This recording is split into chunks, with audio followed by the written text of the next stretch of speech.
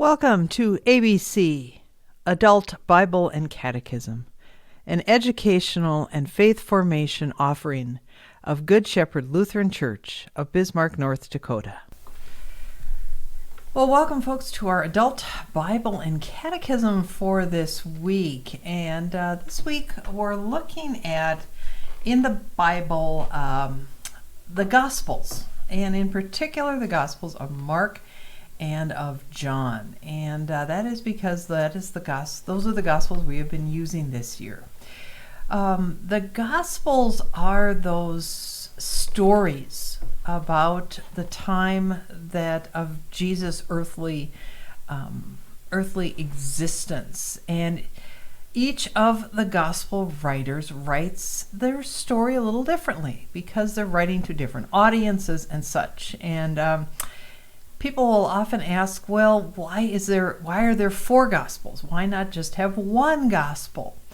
Well, it's one of those things. It's like when you watch trial shows.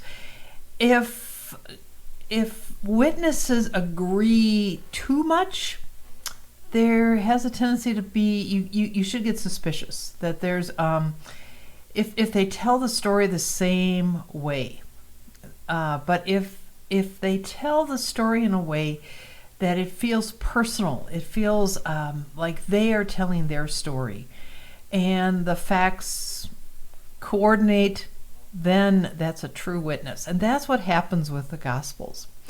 And this year in particular, we have the Gospel of Mark, which is the first Gospel written, and the Gospel of John, which is the last Gospel written. And part of it is Mark is a very short gospel. It's a very quick gospel. Someone has said they've equated Mark's gospel to a reporter on the front lines of a incident or war that can only get use so many characters and has to get the news back to you quickly. But there are times that Mark does a fair amount of detail. Mark asks a lot of questions. Mark, when you hear somebody's name used, those are kind of some things that are particular to Mark. Mark, Matthew, and Luke have kind of a similar frame, but the way that they flesh out that frame is different. Some of their stories, they use the same stories or similar stories. Details are a little different, but the three of them are called what are called the Synoptic Gospels, and that's why every year we focus on Matthew, Mark, or Luke. John, on the other hand, and one other thing about Mark before I walk away from Mark here a little bit. Mark, it's interesting, his gospel ends with the women going away afraid, and it's not neatly wrapped up. It's like it's meant to be a sequel. There's meant to be more told about it. So, but if you notice, when you read the first line or about the first section and the last section of the gospel, they do create a full story. They do give us a beginning, a middle, and an end. So Mark this year, we've been using him, and he's been very helpful, and he's asked a lot of questions. But this year we also use a lot of the Gospel of John.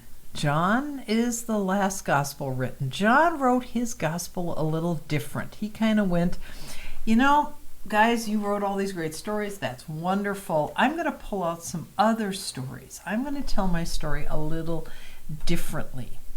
And John uses what we call signs. There are 7 signs where Jesus performs miracles and such things that only somebody with a particular kind of divine power could have.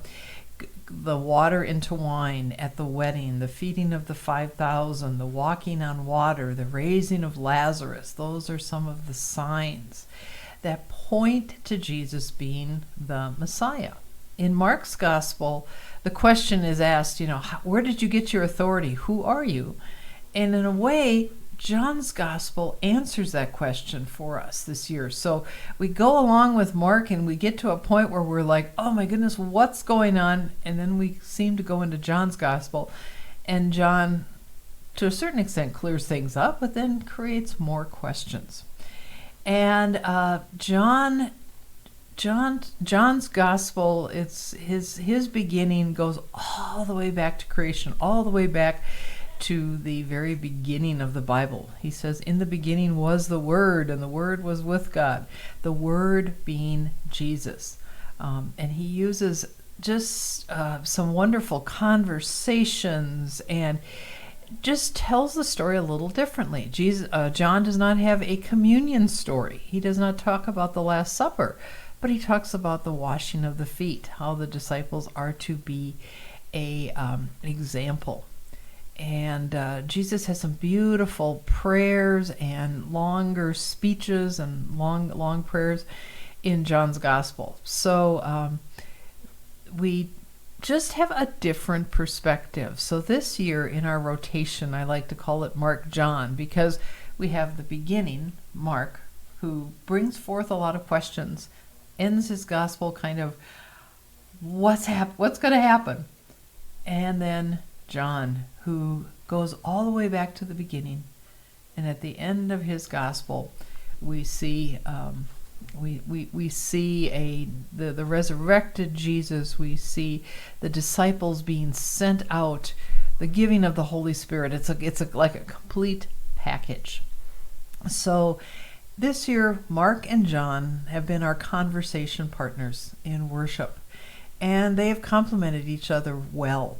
So as we continue until the end of November, we're going to continue to be going back and forth between Mark and John. And may we receive their witness, their story, in such a way that it opens for us maybe some questions, some answers, and some new questions. We rejoice in their witness and their gift of their gospels, the stories of Jesus' life and how he affected them and how that good news is spread. Thank you for joining me, and enjoy Mark and John.